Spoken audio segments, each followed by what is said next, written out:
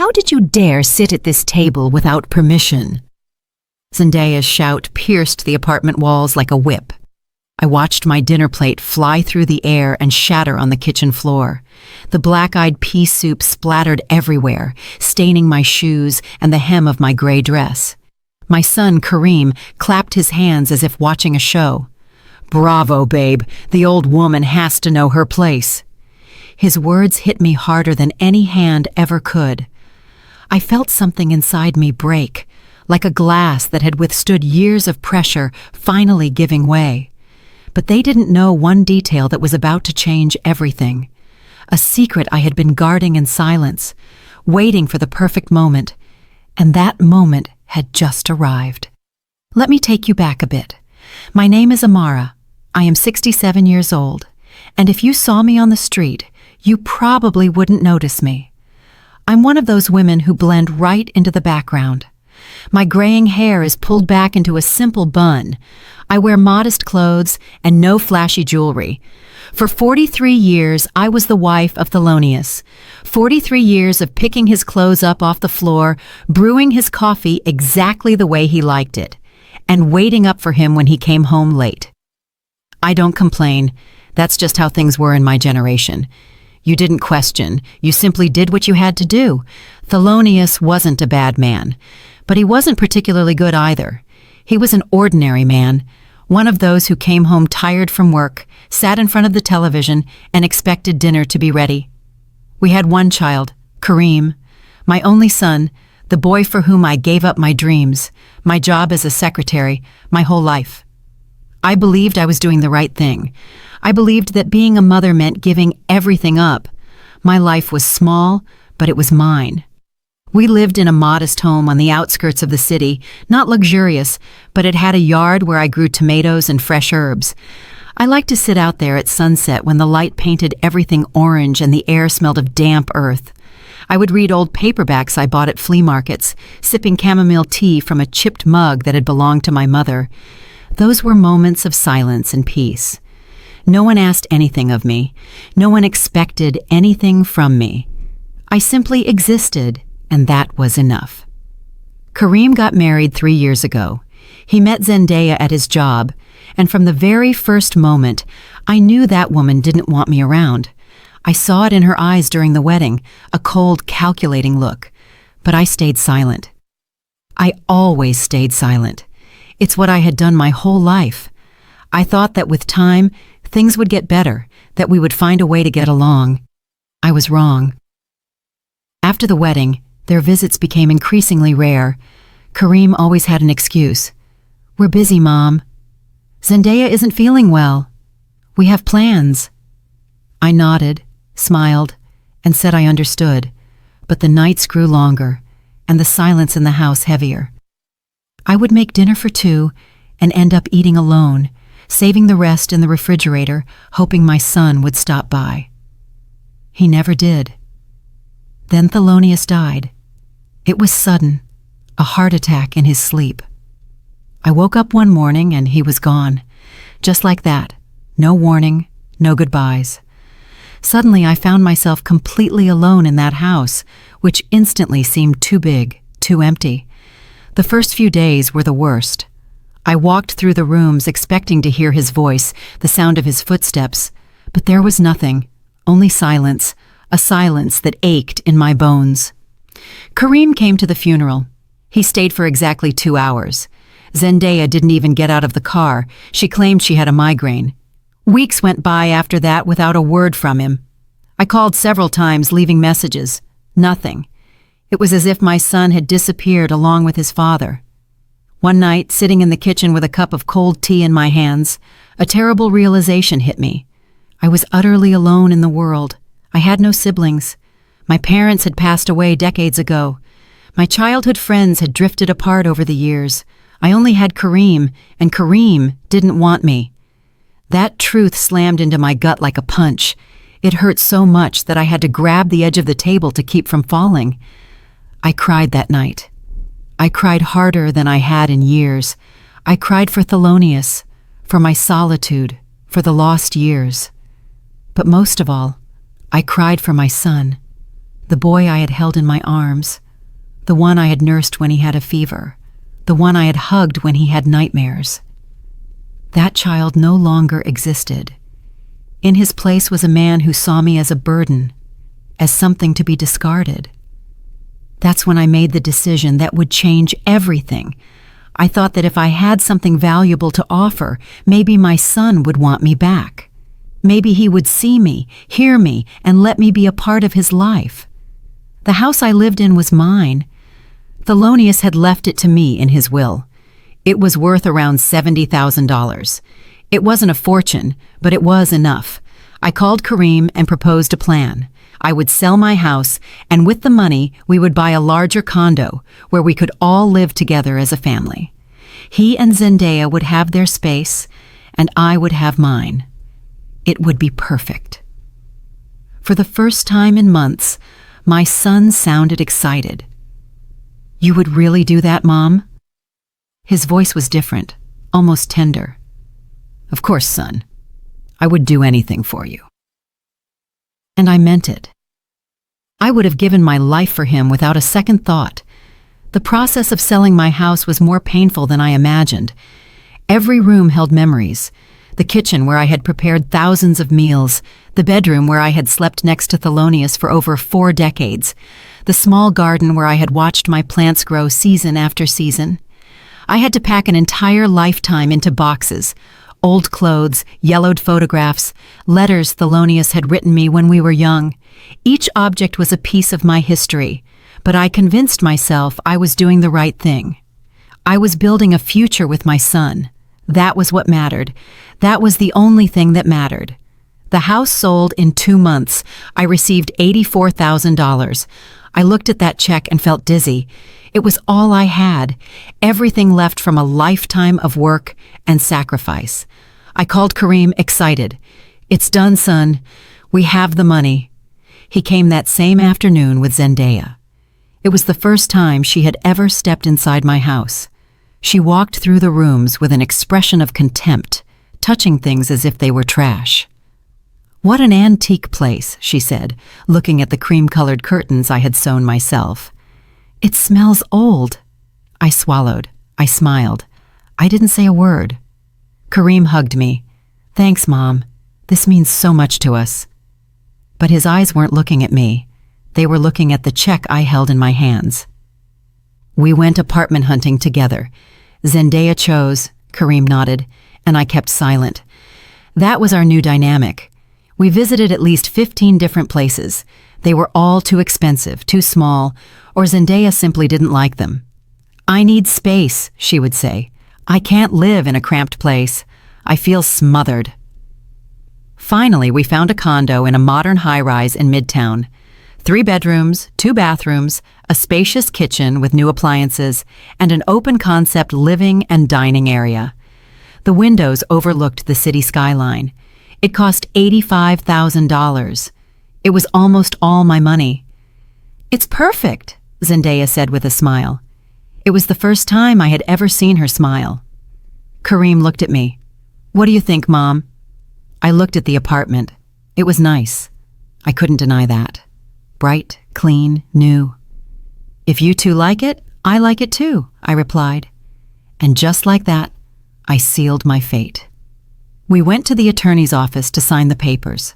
The lawyer was an older man named Isaiah, with thick glasses and a tired voice. He read all the documents aloud. I was nervous. I had never done anything like this alone. It had always been Thelonious who handled these things. "Mrs. Dubois, this condo will be registered under Zendaya's name," he interrupted. "My name and my husband's, of course," she corrected. I froze. The lawyer looked at me. "Are you in agreement with this, ma'am? It is your money that is paying for the property." Kareem took my hand. "Mom, it's just a technicality. We're family. It doesn't matter whose name is on it, right?" I squeezed my fingers. I felt a knot in my throat. Something inside me screamed that this was wrong. But I looked into my son's eyes and saw the boy he had been, the boy who needed me. "It doesn't matter," I whispered. "Put their names on it." The lawyer frowned. "Ma'am, I strongly urge you to reconsider this decision. If the condo is not in your name, you will have no legal rights to the property. Zendaya let out a dry laugh. Are you implying that we would do something wrong to my husband's mother? How disrespectful. Kareem stood up. I think we should find another lawyer, someone who doesn't insult my family. Isaiah held up his hands. I am not insulting anyone.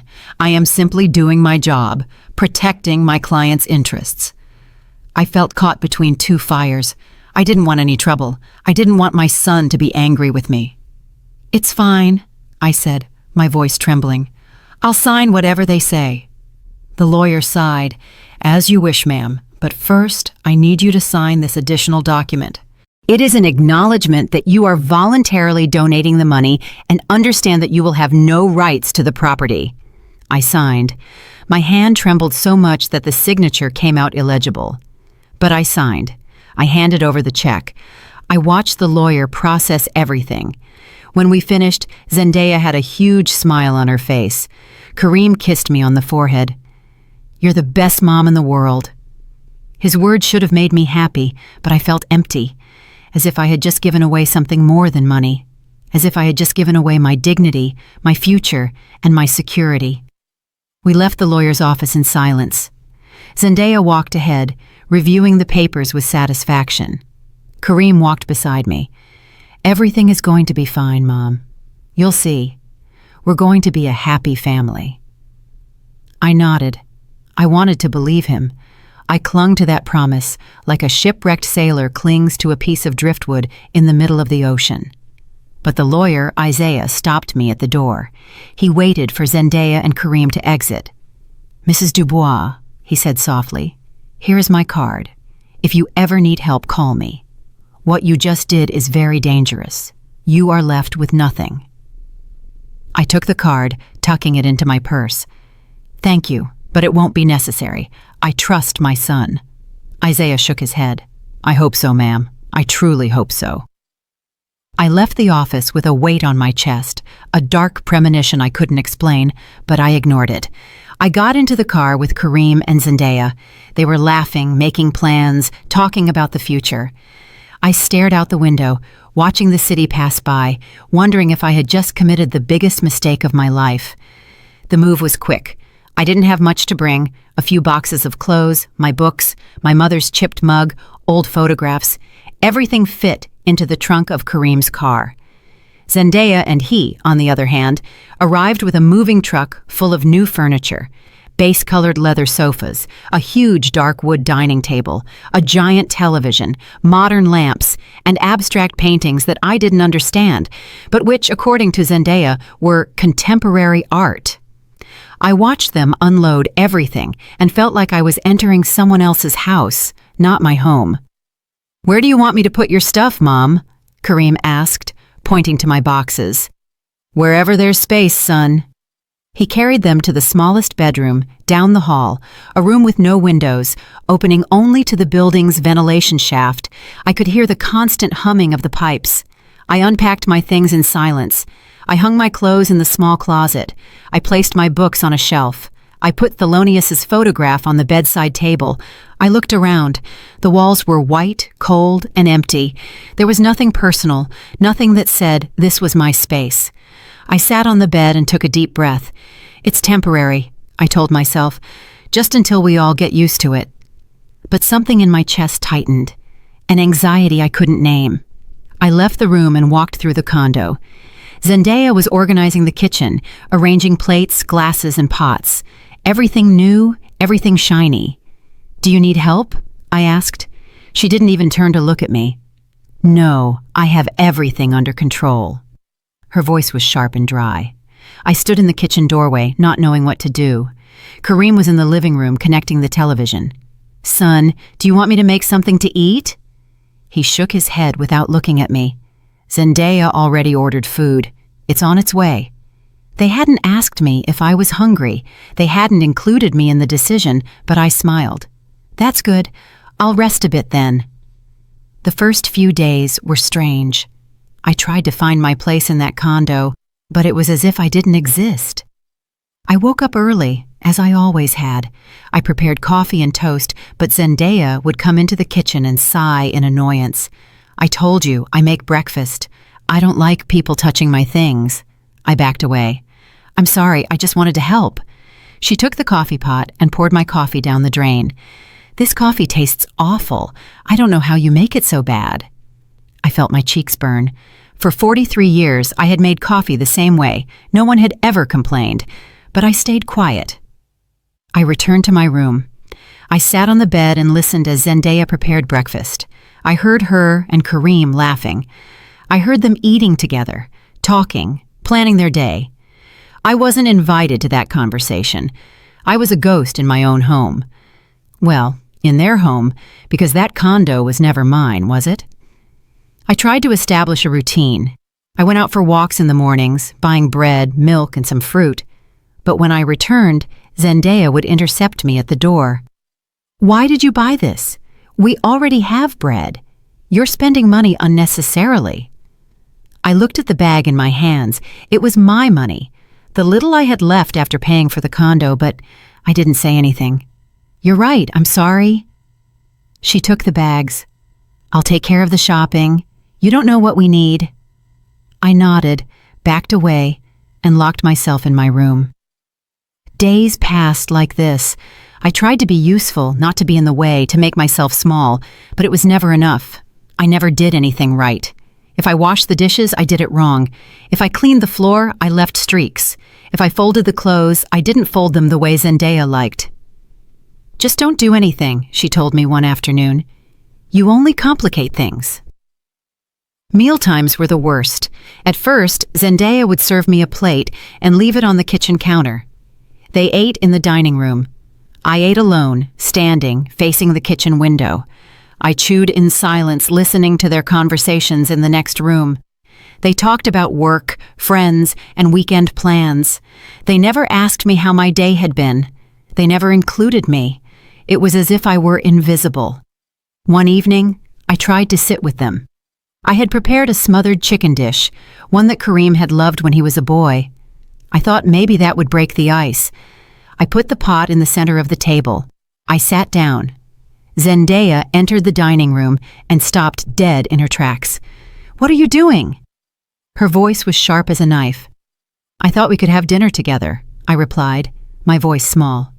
She laughed, a dry, humorless laugh. Together? Since when do you eat with us? I looked at Kareem for support. He was staring at his plate. He didn't say anything. Zendaya walked closer. Your place is in the kitchen, not here. I stood up, trembling. I took my plate. I returned to the kitchen. I heard her sit down. I heard her serve the food. I heard Kareem say, "Thank you, babe," as if she had cooked the chicken, as if I didn't exist. Weeks passed, and things got worse. Zendaya started making rules. I couldn't use the main bathroom, only the small one next to my bedroom. I couldn't watch television in the living room because it was too loud. I couldn't open the windows because dust would come in. I couldn't invite anyone over because it was her house, and she decided who entered. Each rule was another chain. Each prohibition was another piece of my dignity taken away. I tried to talk to Kareem. One afternoon, I found him alone in the living room. "Son, I need to talk to you." He didn't lift his eyes from his phone. "What is it, Mom?" I sat down next to him. "I feel uncomfortable here. Zendaya, she doesn't treat me well." He sighed. "Mom, Zendaya is stressed. She has a lot of work. Don't take it personally." I felt something shatter inside me. "Don't take it personally, Kareem? She treats me like I'm an intruder." He finally looked at me, but his eyes were cold. "Maybe if you helped more around the house, if you weren't so much in the way, things would be different."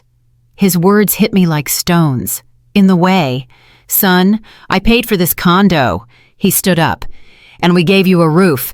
Doesn't that seem like enough to you?" He walked out of the room, leaving me alone with my words stuck in my throat. That night, I cried in my bedroom. I cried silently, with the pillow over my mouth so they wouldn't hear me. I felt trapped. I had nowhere to go. I didn't have enough money to rent another place. I had spent everything on this condo that now rejected me. I was out of options, with no way out. I thought about the lawyer, Isaiah's card, tucked away in my purse. I thought about calling him. But what for? What could he do? The papers were signed. The condo wasn't mine. I had given away my future, believing I was buying love. How foolish I had been, how naive, how stupid. I looked at myself in the small mirror in the room. I saw an old woman, tired, broken, a woman who had spent her entire life being invisible and would continue to be invisible until the day she died. That's what I believed. But I didn't yet know that something else was inside me. Something that had been dormant, something that would soon awaken. 2 months passed since we moved into the condo, 2 months that felt like 2 years. Every day was a new humiliation, a new way to make me feel unwanted. Zendaya had perfected the art of hurting me without raising her voice. Small comments, looks of contempt, silences loaded with hate. "You left hair in the sink again. Why do you walk so heavily? It sounds like you have rocks in your shoes. Are you going to eat all that? At your age, you should take better care of yourself." Every sentence was a drop of poison, and I absorbed them, one after another, until I felt like I was drowning. I stopped leaving my room more than necessary. I woke up, went to the bathroom, and came back. I waited for them to leave before going to the kitchen. I ate quickly, washed my plate, and locked myself back in. My world had shrunk to 4 white walls and an uncomfortable bed. I read the same books over and over because I didn't have money to buy new ones. I looked out the small window facing the ventilation shaft and saw only darkness. Sometimes I wondered if this was what prisoners felt like, trapped, hopeless, counting the days without knowing why. I was turning into a shadow, a phantom inhabiting that condo without being seen, heard, or cared for by anyone. One morning, I dared to use the washing machine. I had weeks of dirty laundry piled up. I waited for Zendaya to leave for work. I went down with my basket and put the clothes in the machine. It was halfway through the cycle when I heard the apartment door open. Zendaya had returned. I heard her heels clicking on the floor. She was getting closer. My heart pounded fiercely. She appeared at the laundry room door with her arms crossed. "What are you doing?" Her voice was dangerously calm. "I'm washing my clothes." She walked up to the washer, opened it, pulled out my soaking wet clothes, and threw them onto the floor. "I had already planned to wash today. Now you'll have to wait." I looked at my clothes on the floor, drenched and covered in soap. "But it's halfway through the cycle," she interrupted me. "I don't care. This is my washer, my condo, my rules." I picked up my clothes from the floor with trembling hands. The water soaked my shoes. I went upstairs, carrying my basket, leaving a trail of drops all the way. In my room, I hung the clothes as best as I could. They dried stiffly, with dried soap stains, but I didn't dare go back down. Weekends were especially difficult. Zendaya would invite friends over to the condo. They would laugh, drink, and play loud music. I stayed locked in my room, listening to everything. One afternoon, one of her friends mistakenly knocked on my door. "Is there a bathroom this way?" Before I could answer, I heard Zendaya's voice. "Don't go in there. That's where we keep old things we don't use." Laughter. I heard laughter. I closed my eyes and clenched my fists. Old things we don't use. That's what I was to her, an object, an inconvenience, something kept in a dark room waiting to be thrown away. Kareem spoke to me less and less. When we passed in the hallway, he would avert his gaze. If I tried to start a conversation, he responded in monosyllables. "How was your day, son?" "Fine." "Do you want me to make you something?" "No." "Can we talk for a moment?" "I'm busy." It was as if my existence embarrassed him, as if my mere presence reminded him of something he preferred to forget. Maybe his conscience, maybe the fact that he had betrayed his own mother. But conscience is something that can be easily silenced when one doesn't want to hear it.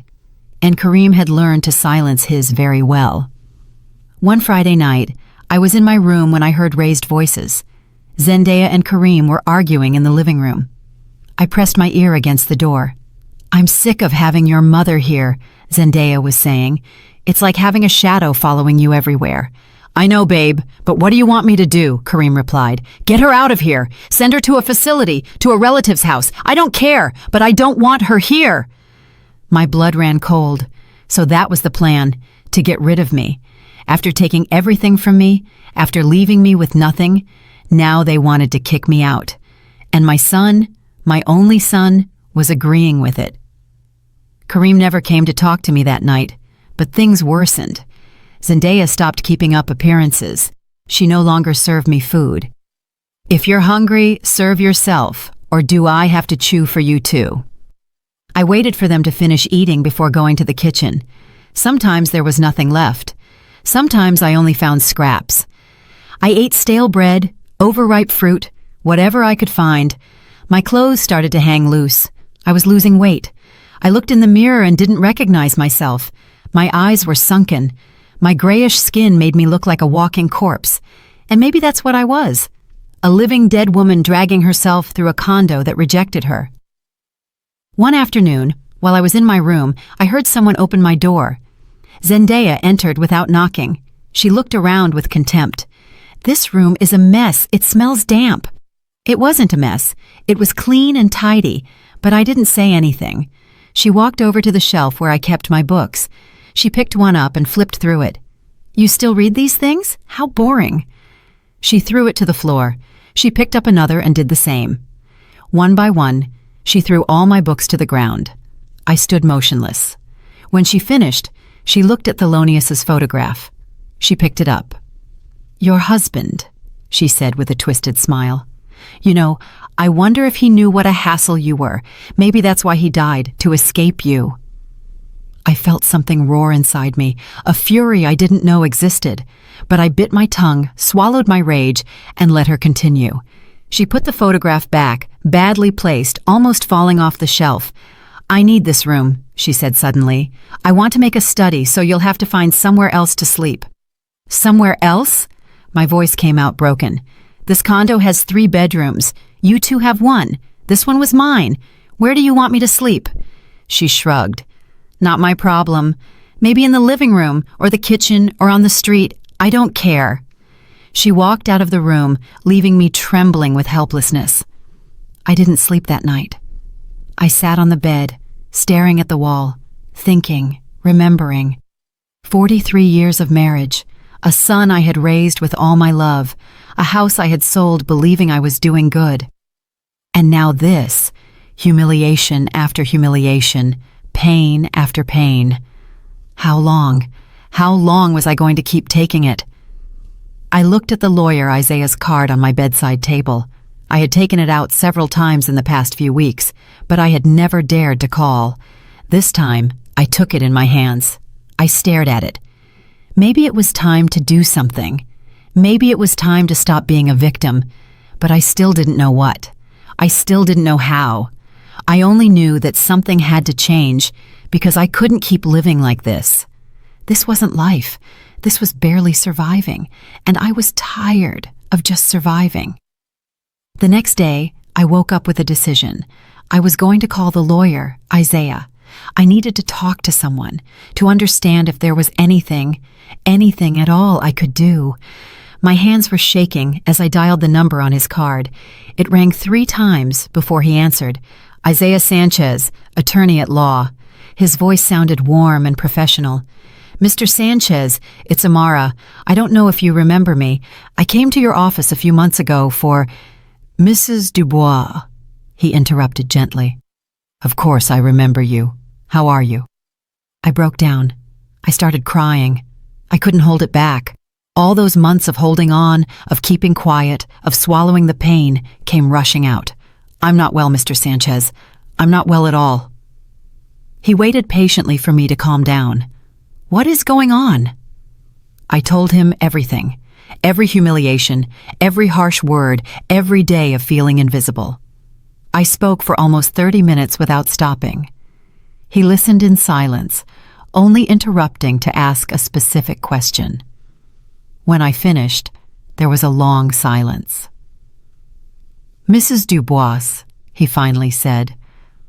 "I am so sorry for what you are going through, but there is something I must tell you." My heart beat faster. "What is it?" "When you came to my office, I had an obligation to process the documents as you signed them. The condo is legally in your son and daughter-in-law's name. However," he paused. "However what?" My voice was barely a whisper.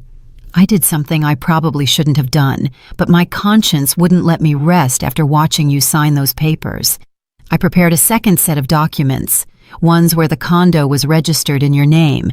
I signed them as a witness and kept them. They don't have legal validity without your signature, of course, but I have them in case you ever needed them." I couldn't believe what I was hearing. "Are you saying what?"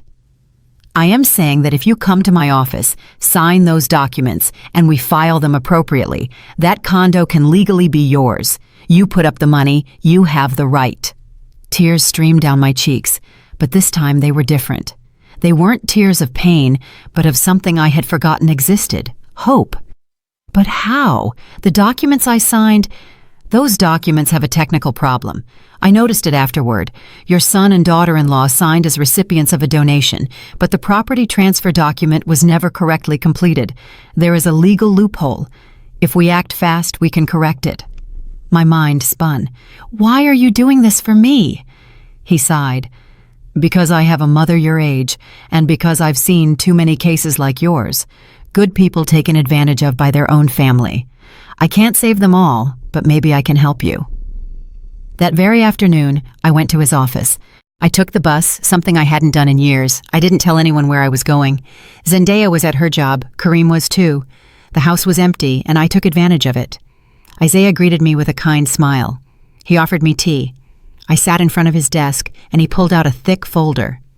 "These are the documents," he said, placing them in front of me. "If you sign them, the condo will be registered in your name. It will legally be your property." I looked at the papers. My name, Amara Dubois, owner. The words looked strange, almost unreal. "How long does it take to make this official?" I asked. "About 1 week. I have contacts in the registry that can speed up the process." I took the pen, holding it over the paper. I thought of Kareem, the boy he had been, all the nights I had stayed up caring for him when he had a fever, the years I had dedicated to raising him, loving him, giving him everything I had. "What if I regret it?" I asked suddenly. Isaiah looked at me with compassionate eyes. "Then you don't sign, and everything stays as it is. But Mrs. Dubois, let me ask you something. Does your son treat you with respect?" I shook my head. "Does your daughter-in-law value you?" I shook my head again. "Are you happy in that condo?" The tears started again. "No, I feel like I'm slowly dying." He nodded. "Then you already have your answer." I signed every page, every initial, every line that required my name. When I finished, Isaiah carefully took the documents. "Now let me do my job. I will call you in 1 week. In the meantime, do not say a word to anyone. Understood?" I nodded. "How much do I owe you for this?" He shook his head. "Nothing. This isn't about money. This is about justice." I returned to the condo feeling different. Light, as if a huge weight had been lifted from my shoulders. I slipped in stealthily. The house was silent. I went into my room and sat on the bed. For the first time in months, I smiled, a small, almost imperceptible smile, but real. I had a secret, a powerful secret, and for now, that secret was mine alone. The following days were strange. I continued my usual routine. I stayed locked in my room, ate the scraps, and endured Zendaya's hurtful comments. But something had changed inside me. Every time she insulted me, I thought, wait, just wait. Every time Kareem ignored me, I told myself, it won't be much longer. It was like being in a movie where I was the only one who knew the ending, and the ending was going to be glorious. Zendaya noticed something different about me, although she couldn't identify what. "Why are you smiling?" she asked one morning when she found me in the kitchen. "Smiling?" I replied, playing dumb. "Yes, you look weird. Are you okay in the head?" I shrugged. I'm just in a good mood. She narrowed her eyes suspiciously. Well, I don't know why. You have nothing to be happy about. She left the kitchen, leaving me alone. I kept smiling because she didn't know, because no one knew, and that was my power. The silence was no longer her weapon, it was my strategy. 1 week later, my phone rang. It was Isaiah. Mrs. Dubois, I have good news. The documents are filed. The condo is officially yours. You can stop by the office to pick up the deeds whenever you like. I closed my eyes. I had done it. After so much suffering, after enduring so much, I finally had something that was mine, something no one could take away. But I didn't go to pick up the documents immediately. I waited. I observed. I studied my enemies like a general studies the battlefield before an attack. Zendaya was becoming increasingly cruel. It was as if she sensed she was losing control over me, and that infuriated her. "Why don't you cry anymore?" she asked one afternoon. "You used to cry all the time. What changed?" I looked her directly in the eyes. "Maybe I just got tired of crying." She laughed with contempt. "Well, you should start again because Kareem and I have decided something. You're leaving here in 2 weeks. We've already found a facility that can take you. It costs $300 a month. You'll have to figure out how to pay for it with your Social Security." My Social Security check was $450. If I paid for the facility, I would be left with $150 for food, medicine, and everything else. It would be a return to absolute poverty. But I didn't flinch. "I understand," I simply said. She seemed disappointed by my lack of reaction. "That's all you're going to say?" "What do you want me to say?" "I don't know. I thought you would beg, cry, make a scene." I shook my head. "No. If that's what you've decided, I accept it." Zendaya looked at me with a mixture of confusion and frustration. She wanted to see me broken. She wanted to see me destroyed. But I remained calm, serene. That night, alone in my room, I pulled out Isaiah's card. It was time. Tomorrow would be the day.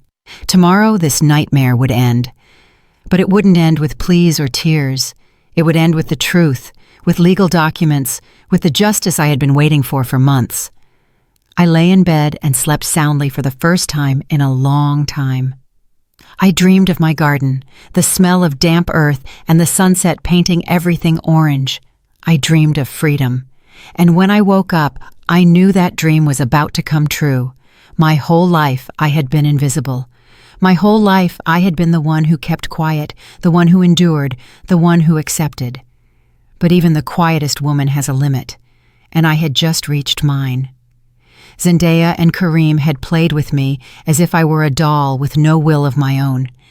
They had taken my money, my dignity, and my peace, but they made a mistake, a fatal mistake. They underestimated the old woman. They thought I was weak. They thought I was foolish. They thought they could crush me without consequences. They were about to discover how wrong they were. And I was ready, more than ready. I was eager, because after months of being the victim, it was finally my turn. My turn to speak, my turn to act, my turn to show them who really held the power. And I wasn't going to waste this opportunity.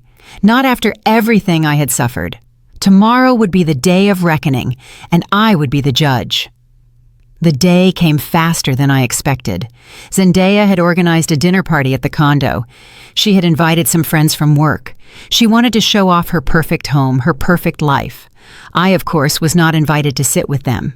I was supposed to stay in my room, invisible as always, but tonight was going to be different. Tonight, everything would change. I prepared my clothes carefully. I put on a dark green dress from my better days. I brushed my hair and pinned it up with dignity. I looked in the mirror, and for the first time in months, I saw something more than a broken woman. I saw strength.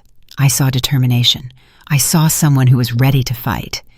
I left my room when I heard voices in the dining room. Zendaya was laughing loudly. Her friends joined in. Kareem was serving wine.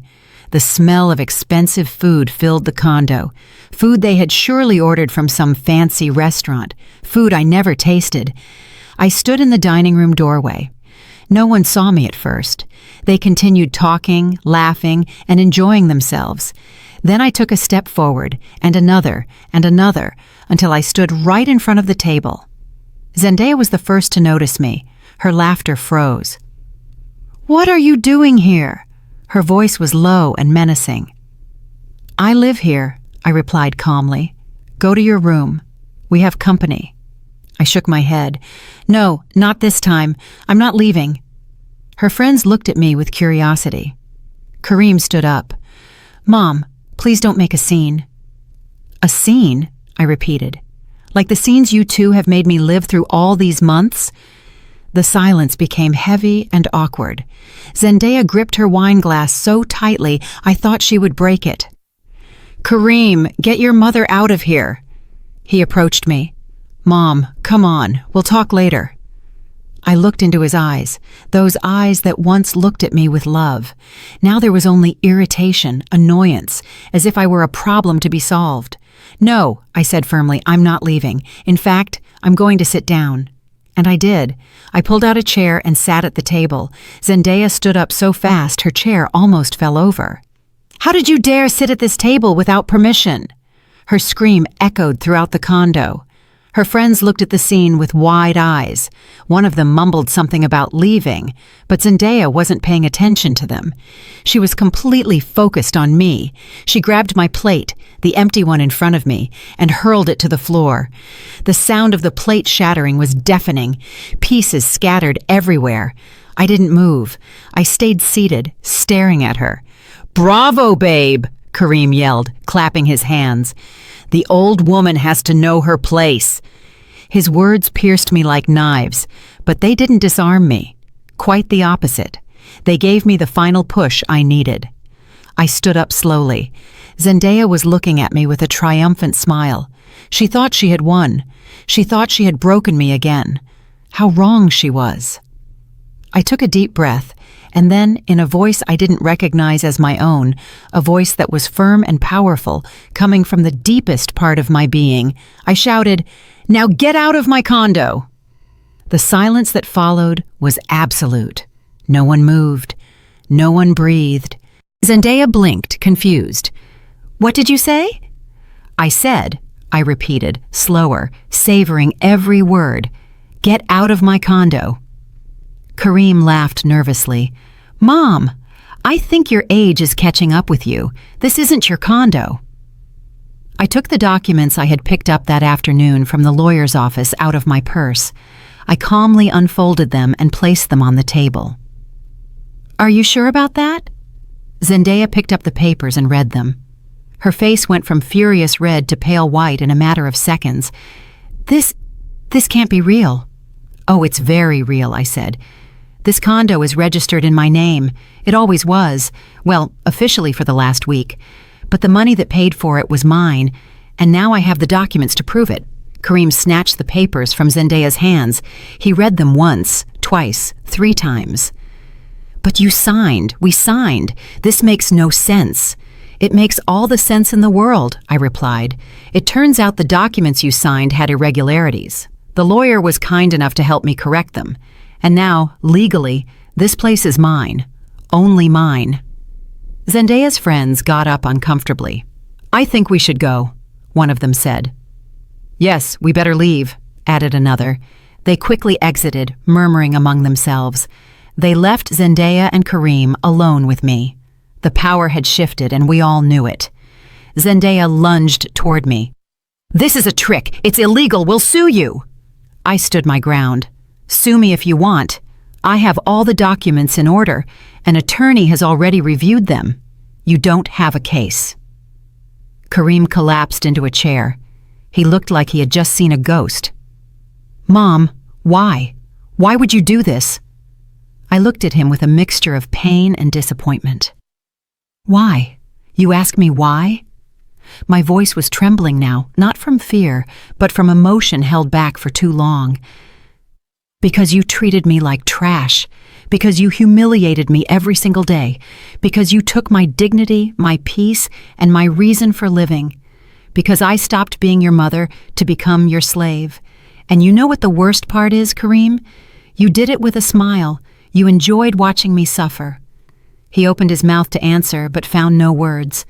Zendaya, on the other hand, didn't stay quiet. "You can't kick us out. Where are we supposed to go?" "Not my problem," I replied, using the exact same words she had once said to me. "Maybe a hotel, or with your family, or on the street. I don't care." Zendaya looked at me with pure hatred. "You are a witch, a bitter, vengeful old woman." "Maybe so, but I'm an old woman with a condo in my name, and you two are opportunists without a roof over your head. So if anyone here should be worried, it's not me." Kareem stood up and walked toward me. For a moment, I thought he was going to hit me. I instinctively backed away. "Kareem," I warned, "don't come closer." But he kept advancing. "You can't do this. We're your family." "Family?" My voice cracked. "You called me family while you made me eat scraps?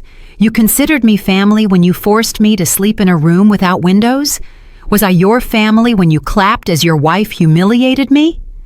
He didn't answer because he had no answer. He knew I was right. Zendaya started pacing like a caged animal. "There has to be something we can do. Some way to reverse this." "There isn't," I said firmly. "I already spoke with my attorney. The documents are legal and irreversible. This condo is mine, period." Suddenly, she stopped. A strange smile appeared on her face, a smile that gave me a bad feeling. "You're old," she said slowly. "Weak, sick. How long do you think you're going to last? When you die, this condo will be Kareem's. He's your only heir." Her words chilled me to the bone, not because I was afraid of dying, but because I realized how far she was capable of going. I realized that if I stayed alone in that condo with them, my life was in danger. "That's exactly why," I replied. "I already talked to my attorney about changing my will. If anything happens to me, this condo will go to a charity foundation. Kareem won't receive one single cent." Kareem's face crumbled. "You would do that? You would disinherit me?" "I already did," I lied, though it was actually my very next step. "I signed the papers this morning." He fell to his knees, literally fell to his knees in front of me. "Mom, please forgive me. I didn't know what I was doing." Zendaya pressured me. She manipulated me. "I love you, Mom. I've always loved you." I looked at my son kneeling on the floor, and I felt nothing. No pity, no love, not even hatred. Only a huge void where maternal affection had once existed. "It's too late, Kareem. Far too late." Zendaya pulled him by the arm. "Get up. Don't humiliate yourself in front of this woman." But he wouldn't move. He was crying. Real tears ran down his cheeks. "Please, Mom, give me a chance. I'll be better, I promise." "You had months of chances," I told him. "Every day you watched me suffer was a chance to be better, and you didn't take it even once." I turned to walk away. Then I heard a scream. Zendaya had lunged at me. I felt her hands on my shoulders, pushing me. I lost my balance. I fell hard to the floor. The pain exploded in my hip. Kareem screamed. Zendaya screamed. I tried to get up, but I couldn't. The pain was too intense. "What did you do?" Kareem shouted at Zendaya. "You pushed her. She's hurt." Zendaya backed away, hands over her mouth, realizing what she had done. "I didn't. She provoked me. I didn't mean to." Kareem tried to help me up, but I pushed him away. "Don't touch me." I managed to stand up by leaning on the wall. Every movement was agony. "It's over," I said through clenched teeth. "I'm calling the police. Now." I took out my phone with trembling hands. The pain in my hip was unbearable, but the adrenaline kept me standing. I dialed 911. Zendaya lunged toward me, trying to snatch the phone. "Don't you dare!" she yelled. But Kareem stopped her. "Enough, Zendaya. Look what you did." The operator answered. 911, what's your emergency?" My voice came out strained and painful. "I was assaulted in my home. I need help. And an ambulance. I think I broke something." I gave the address. The operator told me help was on the way, not to hang up, and to stay on the line. I slid down the wall until I was sitting on the floor. I couldn't keep standing. The pain spread throughout my leg. Zendaya was pacing like a caged animal. "This is your fault. Everything is your fault, you devil old woman. If you hadn't pulled that dirty trick with the papers, none of this would have happened." "My fault?" I looked up at her from the floor. "My fault is getting back what was mine? My fault is stopping being your slave?" She crouched down in front of me, her face inches from mine. "Your fault is being an idiot who didn't know when to keep quiet. You could have lived here peacefully, but no. You had to pull your stunt, and now look." She pointed at my leg. "This is just the beginning of what you deserve." A chill ran down my spine. This woman was dangerous. Truly dangerous. Kareem was sitting on the sofa, his head in his hands. "They're going to arrest you, Zendaya. You pushed her. There's evidence." She laughed, a hysterical, humorless laugh. "Evidence? What evidence? She fell by herself. She was weak, old. She tripped, right, Kareem?" She looked at him with threatening eyes. "Say she fell by herself." He lifted his head. For the first time in months, I saw something in his eyes that wasn't cowardice. It was fear, but it was also something more. Maybe conscience, maybe regret. "I won't lie," he said, his voice trembling. "I've lied enough. I've hurt my mother enough. I can't keep doing this." Zendaya looked at him with disbelief. "What are you saying?"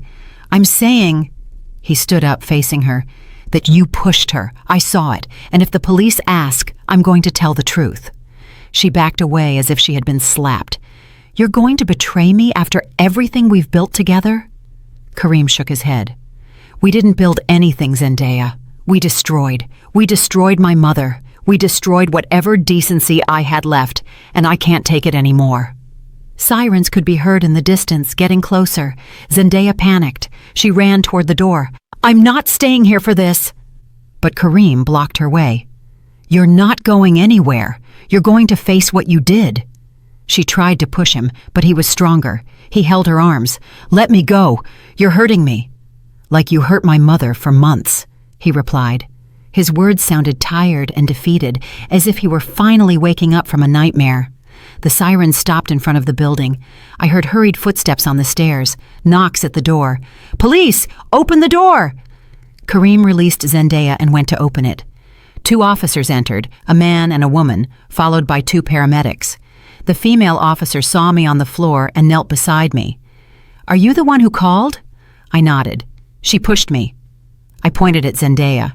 "She attacked me in my own home." The male officer approached Zendaya. "Is this true, ma'am?" She shook her head frantically. No, she fell down. She's old. She tripped. I didn't do anything." The officer looked at Kareem. "What did you see?" Kareem closed his eyes. He took a deep breath, and when he opened them, I finally saw my son, the man he should have been all along. "My wife pushed her. I saw it. My mother didn't trip. Zendaya attacked her because she's furious that this condo legally belongs to my mother." The officer nodded. "Understood." He looked at Zendaya. "Ma'am, you'll have to come with us to the station." Zendaya exploded. "No, this is ridiculous, Kareem. Tell them the truth. Tell them you're lying. Tell them I didn't do anything." But Kareem just shook his head. The paramedics checked me carefully. "Ma'am, we need to take you to the hospital. It looks like you have a hip fracture." The pain confirmed their words. Every breath was agony. They put me on a stretcher. As they took me out of the condo, I saw the officer handcuffing Zendaya. She was screaming, fighting, and hurling insults. "This is your fault, you old witch. When I get out, you are going to regret this. I swear you'll regret it." The female officer quieted her. "You have the right to remain silent. I suggest you use it." They carried me down the stairs carefully. Neighbors came out of their condos, watching the spectacle. Some murmured. Others just watched with morbid curiosity. In the ambulance, one of the paramedics, a young man with kind eyes, held my hand. "Relax, ma'am. You're safe now. It's all over." But I knew it wasn't over. This was just beginning. We arrived at the hospital and I was taken straight to X-ray. The fracture was severe. I needed immediate surgery. They prepared me quickly. An older doctor with glasses and an immaculate white coat explained the procedure. We're going to put a pin in your hip. It's a common surgery for people your age. Recovery will take several months. I nodded. Will I be able to walk with physical therapy? Yes, but you'll need help for a while. They gave me the anesthesia. Before losing consciousness, I thought about everything that had happened, how an invisible, quiet, broken woman had found the strength to defend herself, how silence is not always weakness. Sometimes it is just preparation. Sometimes it is the calm before the storm. And my storm had arrived with all its fury. I woke up hours later in a hospital room. The light was bright and harsh. I tried to move, but the pain stopped me. A nurse came in. Easy, ma'am. The surgery went well. Just rest. Someone was sitting next to my bed. It took me a few seconds to focus my eyes. It was Kareem. His eyes were red and swollen from crying. When he saw I was awake, he leaned closer. Mom. His voice was a broken whisper. I'm sorry. I am so sorry. I didn't answer. I just looked at him. I know I don't deserve forgiveness, he continued. I know what I did to you was unforgivable. But I need you to know that when I saw you on the floor, when I saw what Zendaya had done, something broke inside me. Where is she? I asked in a hoarse voice. Detained. They charged her with battery. She's spending the night in jail. She has a hearing tomorrow. I closed my eyes. Justice. There was finally justice. I'm going to divorce her, Kareem suddenly said. I should have done it a long time ago. I should have defended you from day one, but I was a coward. I let her hurt you because it was easier than confronting her, and I'm going to carry that guilt for the rest of my life. I opened my eyes. And now what? You expect me to forgive you? To forget everything and go back to being mother and son as if nothing happened? He shook his head. No, I don't expect anything. I just came because I needed you to know I'm sorry, and because I wanted to make sure you were okay. He stood up. I'm leaving. I won't bother you anymore. The condo is yours. I'll find somewhere to stay. And about the will, he paused. Leave me out of it. I don't deserve anything. Absolutely nothing. He walked toward the door. Something inside me stirred.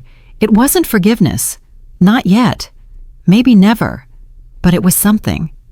A small crack in the wall of ice I had built around my heart. Kareem. He stopped and turned around. It was your decision to testify against her. Your decision to tell the truth. That counts for something. His eyes filled with tears again. It's not enough. No, I admitted. It's not enough. But it's a start. He nodded. He left the room, leaving me alone with my thoughts. The silence of the hospital was different from the silence of the condo. This was a clean silence, without hostility, without threats. It was the silence of a new beginning. I stayed in the hospital for 3 days. During that time, Kareem came every day. He never stayed long, just came in, asked how I was, and left. He didn't try to justify himself. He didn't apologize again. He was just there, present in a way he hadn't been in years. On the 3rd day, the hospital social worker came to see me.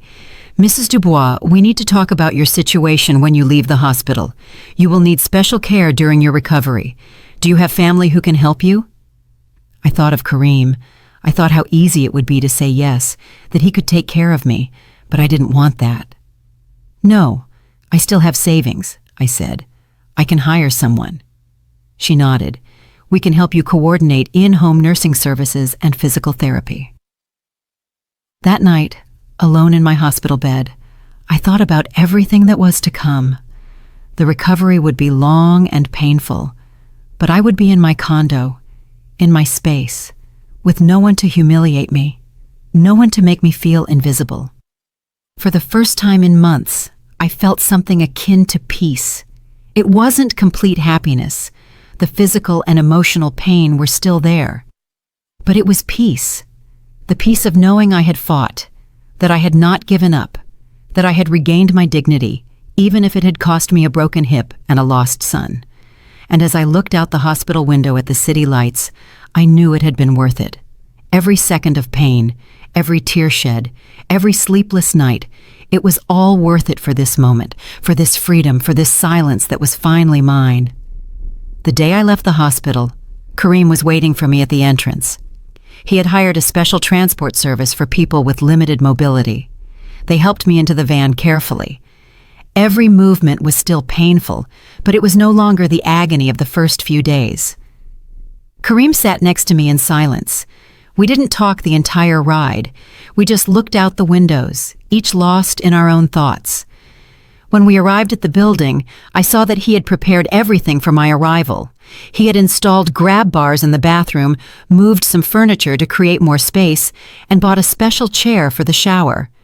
"I hired a nurse," he told me as he helped me inside. "She comes 3 times a week, and a physical therapist too. Everything is paid for the next 3 months. I looked at him, surprised. "With what money?" He looked down. "I sold my car and a few other things. It's the least I can do." I didn't know what to say. Part of me wanted to refuse his help, to keep my pride, my distance, but the practical part knew I needed it, at least for now. "Thank you," I finally murmured. He nodded and helped me to my room, but when I opened the door, I stopped dead in my tracks. It wasn't the same room. The walls had been painted a soft peach color. They had installed a new window that faced the outside, not the ventilation shaft. The bed was new and more comfortable. There were light curtains, a pretty lamp, and a soft rug. "What is this?" Kareem cleared his throat. "While you were in the hospital, I hired people to renovate. I thought you deserved a better space." Tears came without warning, not from pain, but from something more complicated, a mix of gratitude and sadness, of appreciation and resentment. "You didn't have to do this." "Yes, I did," he replied. "I would have to do 1,000 more things, and it still wouldn't be enough to compensate for all the damage." I sat on the new bed. It was soft and cozy, nothing like the old, sunken mattress I'd had before. "And Zendaya?" I asked. Kareem tensed up. "She's still detained. Her hearing was yesterday. The judge issued a restraining order. She can't come near you or this building. And there are formal charges of battery. Her lawyer is trying to negotiate, but with my testimony—" He paused. "It'll be hard for her to get off easy." I nodded slowly. Part of me felt satisfaction, justice, but another part, a part I hated to admit, felt something akin to pity. Not for Zendaya, but for how things had reached this point, for how hatred had grown to consume everything. "And you?" I asked. "Where are you staying?" "In a hotel, for now. I'm looking for a condo, something small, affordable. I can't afford luxuries anymore." He laughed bitterly. "Turns out when your wife is in jail and you just testified against her, life gets pretty complicated." We fell silent, a heavy silence, loaded with years of mistakes and unspoken words. "Kareem," I finally said, "what you did, what you all did to me, I can't just forget it. It doesn't work that way." He nodded. "I know. But," I continued, "the fact that you told the truth, that you finally stood by me, even if it was late, that means something. I don't know what yet, but it means something." I heard his choked breath. "It's not enough," I admitted. "It's not enough. But it's a start." He nodded. He left the room, leaving me alone with my thoughts. I stayed in the hospital for 3 days. During that time, Kareem came every day. He never stayed long, just came in, asked how I was, and left. He didn't try to justify himself. He didn't apologize again. He was just there, present in a way he hadn't been in years. On the 3rd day, the hospital social worker came to see me. "Mrs. Dubois, we need to talk about your situation when you leave the hospital. You will need special care during your recovery. Do you have family who can help you?" I thought of Kareem. I thought how easy it would be to say yes, that he could take care of me, but I didn't want that. "No, I still have savings," I said. "I can hire someone." She nodded. We can help you coordinate in-home nursing services and physical therapy." That night, alone in my hospital bed, I thought about everything that was to come. The recovery would be long and painful, but I would be in my condo, in my space, with no one to humiliate me, no one to make me feel invisible. For the first time in months, I felt something akin to peace. It wasn't complete happiness. The physical and emotional pain were still there. But it was peace. The peace of knowing I had fought, that I had not given up, that I had regained my dignity, even if it had cost me a broken hip and a lost son. And as I looked out the hospital window at the city lights, I knew it had been worth it. Every second of pain, every tear shed, every sleepless night, it was all worth it for this moment, for this freedom, for this silence that was finally mine. The day I left the hospital, Kareem was waiting for me at the entrance. He had hired a special transport service for people with limited mobility. They helped me into the van carefully. Every movement was still painful, but it was no longer the agony of the first few days. Kareem sat next to me in silence.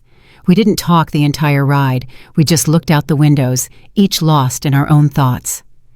When we arrived at the building, I saw that he had prepared everything for my arrival.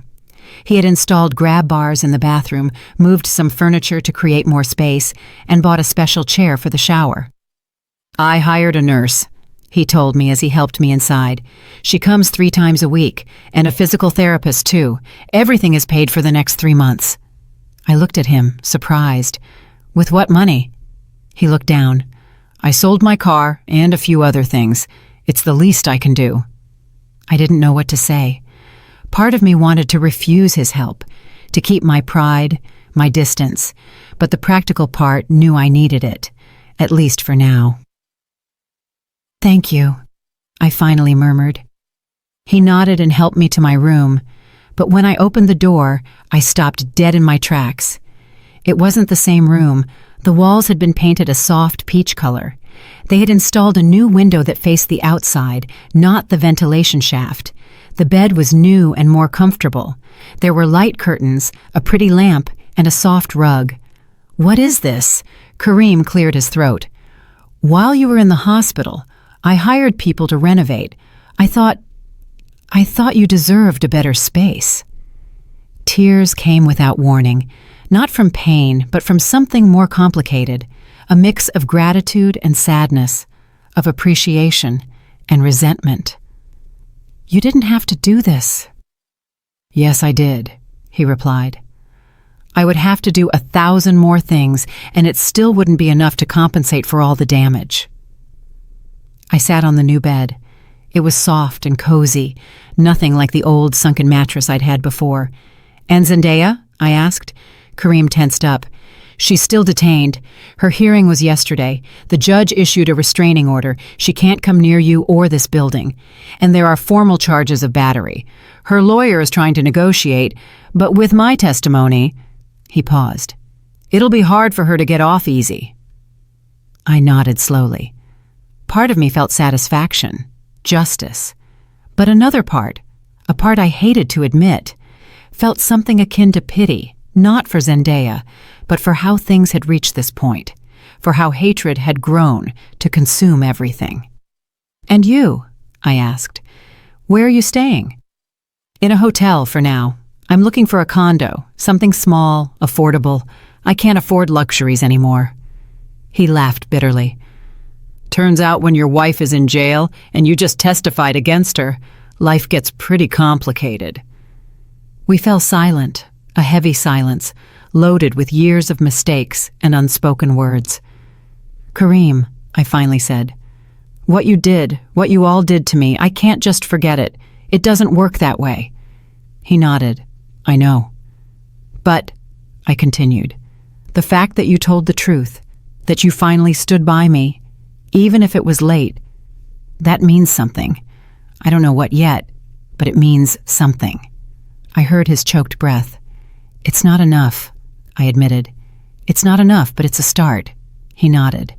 He left the room, leaving me alone with my thoughts. 6 months passed since that night. Everything changed. 6 months of physical therapy, of learning to walk again, of regaining not only my mobility, but also my spirit. The hip healed slowly, but it healed. I no longer needed Samira, the nurse, every day. She only came once a week for routine checkups. Jamal, the physical therapist, continued to come, although now more like a friend than a therapist. He had taught me not only to walk, but to stay strong, not to give up when the pain appeared. "The pain always comes, Mrs. Dubois," he had once told me. "The important thing is how we respond to it, whether we stay in bed or get up and keep going." Kareem kept his promise. He came twice a week, always calling ahead. He never stayed more than an hour. At first, the conversations were awkward and forced. We talked about the weather, superficial news, anything but the past. But over time, the words began to flow more naturally. He told me about his job, the small apartment he had rented, how he was learning to cook because he no longer had anyone to do it for him. I told him about my physical therapy sessions, the books I was reading, and the small container garden I had started on the balcony. Tomatoes and aromatic herbs, just like at my old house. The smell of damp earth reconnected me to who I had been before I lost my way. One spring afternoon, Kareem arrived with a box. "I brought something," he said nervously. He opened it.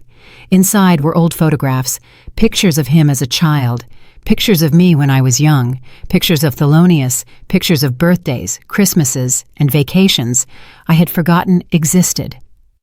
"I found them stored in the basement of my old building," he explained. "They were in a box I rescued from your house before you sold it. I thought maybe you'd want to have them." I took a photograph. It was of Kareem at 5 years old, smiling with that gap between his baby teeth. I was behind him, hugging him. Both of us happy, both of us whole. "We were different then," I murmured. "Yes," he sighed. "I was different.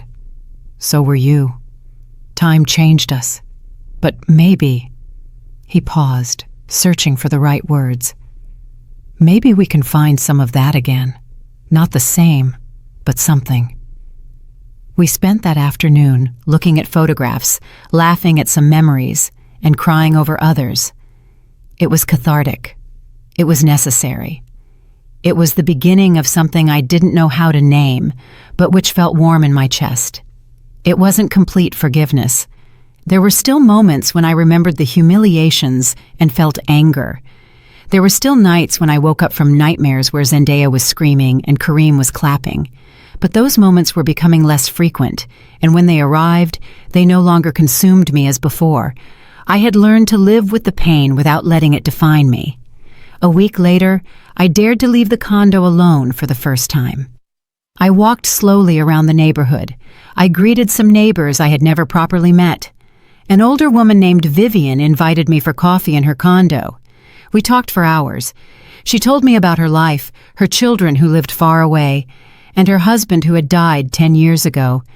"Solitude is strange," she told me as she poured more coffee. "Sometimes it's the worst thing in the world. Other times, it's a gift. It all depends on whether you're alone because you want to be or because you have no choice." Her words resonated with me. I had been alone for years, even when I was surrounded by people, because solitude is not a lack of company, it is a lack of connection. Now, living physically alone in my condo, I felt less lonely than ever, because I was finally connected to myself. I had finally found myself. Vivian and I became friends. We started seeing each other regularly. She introduced me to other neighbors. We formed a small group. We played cards on Thursdays and shared food on Sundays. They were women like me, women who had lived, who had suffered, who had survived. And in their stories, I found pieces of my own. In their strength, I found inspiration to keep building my own fortress. One day, Kareem came with news. "I was offered a job in another city, Wassal," he said. "It pays better. It's a good opportunity." My heart clenched. We had just started to rebuild something, and now he was leaving. He must have seen my expression because he quickly added, "I'm not going to take it. Not yet. Not when we're just starting." "No," I interrupted him. "You must accept it." He looked at me confused. "But I thought—" I thought you felt better. We are rebuilding our relationship, and we will continue to do so, I said. But you can't stay here for me. You can't pass up opportunities because of guilt. That's not love, son. That's sacrifice based on remorse, and I don't want that. He looked at me with moist eyes. Then what do you want? I want you to live your life, I replied firmly. I want you to be happy. I want you to grow. And I want that when we talk, it's because both of us want to, not because you feel you owe me something. I owe you everything, Mom. No, I shook my head. You don't owe me anything anymore. What you did by telling the truth, by testifying, by helping me these months, you paid your debt. Now, we are two adults trying to have a healthy relationship, and healthy relationships need space. They need individual growth. So take that job, live your life, and call me when you can. I'll come visit you when I'm stronger, or you'll come here. But don't stay out of obligation. He cried, and so did I. But they were clean tears. Tears of liberation. 2 weeks later, Kareem moved. He helped me find someone who could assist me if I needed anything urgently. He left me all his contact numbers and hugged me at the door of my condo. I love you, Mom, he said. I've always loved you, even if I didn't show it, even if I acted like a monster. I know, I replied. And it was true. I knew it. Love isn't always enough. Sometimes love exists, even in the midst of damage. But now it was a more mature, more conscious, more real love. After he left, I sat in my living room. My living room. I looked around the condo that had almost cost me my life to reclaim, and I felt gratitude.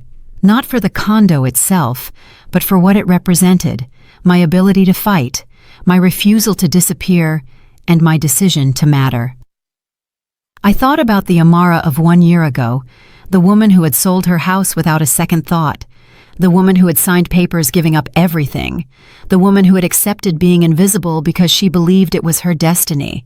That woman had died on the floor of this dining room when her plate shattered on the ground. And in her place, this new Amara had been born, stronger, wiser, and more complete. She wasn't perfect. She still had fear. Sometimes she still cried on some nights. She still had days when the weight of everything she had lived through threatened to crush her. But she no longer gave up. She no longer stayed quiet. She no longer made herself small to fit into the spaces others assigned her. One afternoon, 3 months after Kareem moved, I received a letter. It was from Zendaya. I held it in my hands for several minutes before opening it. Part of me wanted to throw it away without reading it, but another part, the part that had learned to face difficult things, opened it. The letter was short. Amara, I don't expect you to forgive me. I don't expect you to even read this, but I needed to write it. What I did to you was unforgivable. I was cruel, abusive, and monstrous. I have no excuses, only explanations that are useless. The therapy I was ordered to take as part of my sentence has made me see things about myself that I preferred to ignore.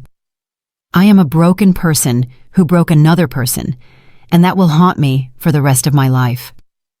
I am not asking for forgiveness because I don't deserve it. I just want you to know that I regret every hurtful word, every humiliation, and every moment of pain I caused you. And I hope you have found peace, because if anyone in this world deserves peace, it is you, Zendaya. I folded the letter slowly and put it in a drawer. I don't know if I will ever forgive her. I don't know if it matters, because forgiveness is not something she needs from me. It is something I need to give myself. Forgive myself for having been so naive, for having trusted so blindly, for having wasted so much time being invisible. And that forgiveness was arriving little by little, day by day. I got up and walked to the balcony. My tomato plants were flowering, small yellow blossoms that would soon turn into fruit. I breathed deeply. The air smelled of damp earth and new possibilities. And I thought about everything I had learned, that silence is not always weakness, that keeping quiet can be a strategy, that waiting for the right moment is not cowardice, but wisdom, that shadows also have limits, and that when you reach that limit, when you finally get tired of disappearing, you can roar. My whole life, I was a shadow, but even shadows have their moment to shine in the sun, and this was mine, not because I had destroyed my enemies, but because I had saved myself. Not because there was perfect vengeance, but because I had regained my dignity. Not because everything was fine, but because finally, after so many years, I was fine with myself. I looked at the city from my balcony, in my condo, in my life, and smiled. A calm, deep, true smile, because I had learned the most important lesson. Sometimes staying quiet is not weakness, it is just waiting for the right moment to speak. And when you speak, when you finally use your voice after years of silence, the whole world stops to listen. And I had spoken. I had roared. And I would keep doing so for every day I had left of my life, because I would never be invisible again. I would never be a shadow again. I was Amara. And finally, after 67 years, I knew exactly who that woman was. And that woman was enough, more than enough. She was whole. Did you like the story, and which city are you listening from? Let's meet in the comments. If you liked the story, you can support me by sending a super thanks so I can keep bringing more stories like this. Thank you so much for your sweet support. I'm looking forward to your comments on the story. On the screen, you can see 2 new life stories that I highly recommend. There's so much more on my channel. Don't forget to subscribe. See you in the next life story. With love and respect.